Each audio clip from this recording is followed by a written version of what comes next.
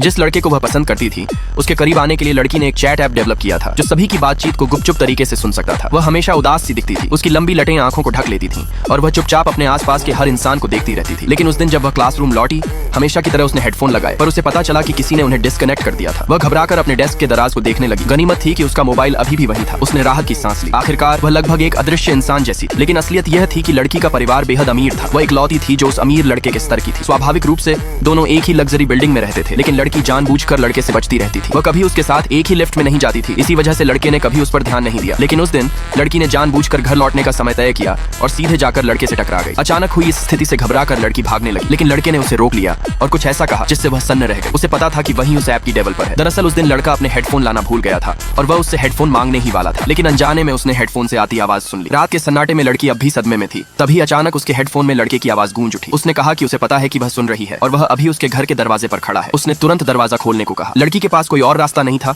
उसे लड़के को अंदर आने देना पड़ा। लड़के ने उसे अपने पास बैठाया और फिर कंप्यूटर खोलकर ऐप का बैकएंड देखने लगा। लड़की को बेहद असहज महसूस हो रहा था। उसने सोचा कि लड़के की नजरों में वह एक डरावनी जासूस जैसी होगी, लेकिन अगले ही पल लड़के की उंगलियां तेजी से कीबोर्ड पर चलने लगी। उसने बेहद कुशलता से कोड डाला। ऐप के छिपे हुए फंक्शंस को चेक करते करते उसकी नजर ऑडियो फाइल्स के एक विशाल कलेक्शन पर पड़ी। वह अपनी उत्तेजना छुपा नहीं पाया।